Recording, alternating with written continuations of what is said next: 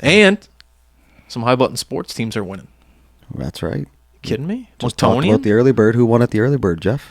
Well, the high button Halifax Hawks, That's U15 AA, pulling home another victory. So that's a team we stream every Tuesday night in the Centennial on our main high button channel. And it's nice to see them out in PEI. I got to talk to our guys out there.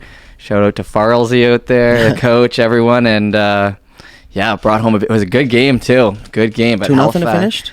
Yeah, I think so. Maybe 2-1, or maybe it was 2-0 with overtime. But it was intense in there, man. Yeah, it was intense and it was loud in that crowd. Cody Banks Arena. Great crowd, man. And I mean, so it was nice to see them win, and then obviously another big win at the Monktonian. So the high button team's firing away. Who won at the Monktonian? The Tell them a little Armada, bit. There you go. Basin Armada. How long have you been streaming the Armada for? 3 years. So how good does this feel for you? Feels great.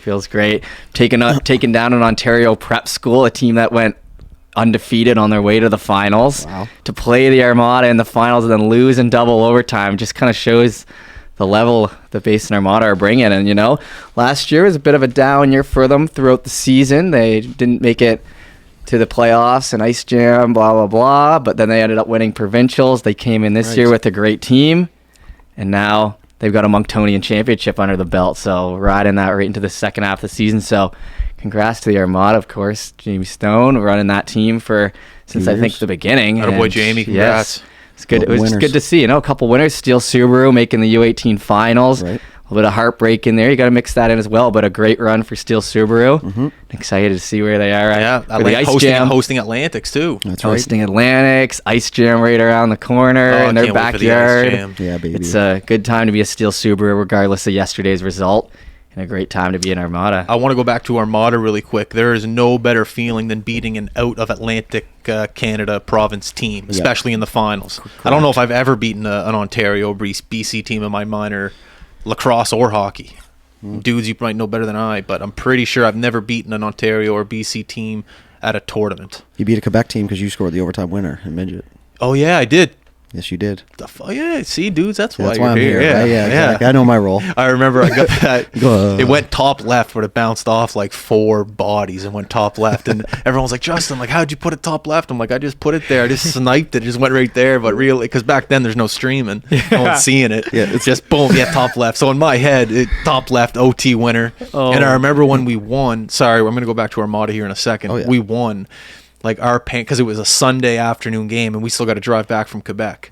And I remember some of the parents just weren't happy that we had to play another game because the next team we played we ended up playing Detroit Bell Tire at the Gatineau, they were basically an NHL team. We had no business being on but they were all older than us. Yeah, they were U18 still, but it was at that point for us the league was less 17-year-olds and more 15, 16. So and they were almost a lot of their guys went on to play higher and college and the development program and stuff. They were fucking good, man. I don't even know. I think Wiggs scored the only goal and we barely touched the puck. No, I was gonna say so we can't. The first period, the message in the room was if you come off the ice, you have to hit someone. If you don't hit someone, you can't come off the ice. That was the rule because we knew we had no business being in them. So if you didn't hit someone, our coach would just be like, "Oh, keep the door shut. You got to go hit someone, then you can come off." It was nuts. But there's a reason though, is because there you go. Just because it's not the way. It's not. You can lose like that. That's okay, right? Because we still played hard, but it's the way they were going about things. They'd go up 8-0, and then they'd go by and they'd give us little sellies by the bench, and we were a really really tight group that year. So anything like that would have really sent us off the rails. So instead of us going out there and greasing people, which we ended up doing anyways, but the coach just tried to nip it in the ass, and he was fed up with it too because it wasn't the right way to do things. And so he was just like, "Listen, boys, no one comes off until I don't care if you touch the puck, but no one comes off until you throw a hit." And we ended up having 11 guys in the box at one point. It was insane. It was a short bench at the end of the game because they were chirping us "Make me a Big Mac meal," and I'm like, we're a hockey team sponsored by a restaurant. We're not the restaurant employees, you idiots. But little things like that that irritate you. Sick jerseys. So anyway, that's all to say you scored the overtime winner, right? Yeah, I remember my dad called me. He's like, "So how'd it go in?" And I was like, "Top left, sniped it." To this day, he still thinks it was top left, sniped it. He'll never know unless he's listening. But also, fun fact. Now that I remember, that team had 17 or 14 Q draft picks that year. Yeah, it was Darcy. No, it wasn't Darcy. That was PEI. They were the Intrepid de Gatineau or something. he played for the Mooseheads. One of the guys there wasn't the first overall guy to the Mooseheads back then. Oh, Champini? Yeah, Champini? Luca. Was he on that team? No, I don't think he was on that team. There was someone that played on the Mooseheads that year on that team that the next year they played. Yeah. Either way. But we had no business winning the game.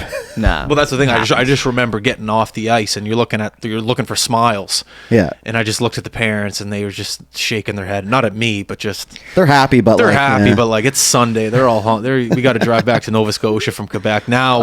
Instead of getting back at 8:00 at night, we're getting back at midnight. And it's just anyway, I just remember that biggest goal of my life. The reason I remember it so clear was because I got sat for the overtime because I took a penalty late in the third, so I had such a good view of his goal. So you're welcome. Thank you for getting sat. I appreciate. That's probably why I was on. I'll do just sit and belly go.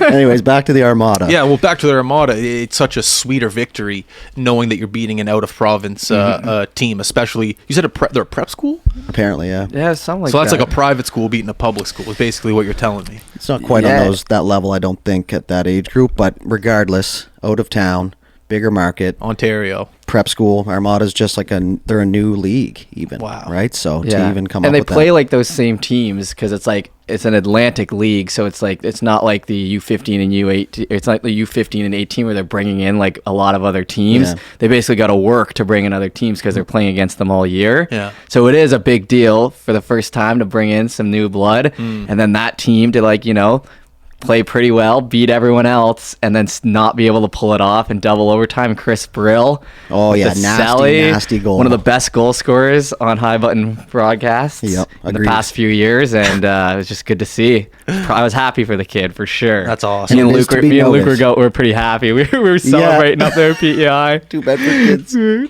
bad. The Monctonians, no joke to win. Let's just add that in there.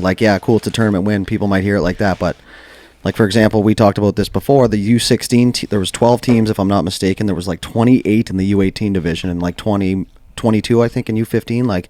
That's a big bracket, man. So to even get through to the crossover round, in U15, there was a team, I know the Rage, they didn't make it. You had to finish top 10. And the team that made it over them had 2 ties and they had 1. So, you can see my point here being, anything can happen in that scenario. So to win that tournament is a big deal. Oh, my God, yes. A big deal. Very big deal. I remember going to it. They stressed about it for, months before. Just Monctonian, here we go. When the schedule came out, we knew our matchup. You're studying who we're playing against. It was a very big deal. Yeah, big time. Very, very big deal. But no, that's sick. That's awesome. Armada's going to have a target on their back now, though. They're the team that won the Monctonian. So now it doesn't get easier. And they won provincial, so they're kind of back-to-back champs. Someone's tried to... The Voyageurs won Ice Jam last year. That was the last time someone kind of dethroned them. Wow. Yeah. There's so many storylines leading up. I just love this. As much as you don't wish time to fly by, time flies by when you're having fun and just going through these stories and I don't know.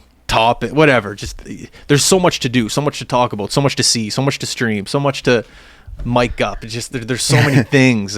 Time just flies by, but you're, like I said, you're grinning ear to ear as you're going through this. It's fun. It's a blast. That's one thing we always talk about is the process of all this, because there's I think of guys like the guys that play U11 AA and then they move up to U13 AAA, like Bodog and those guys. But you're starting to see them come up now, as we get more teams. The process is I remember him playing that Weir kid, Owen Weir. He played in the Buster Harvey last year. He scored a sick goal. We have a video of him doing a sick celly, and then he's at the spring hockey, and now he's playing U13 AAA. And it's just watching these players progress.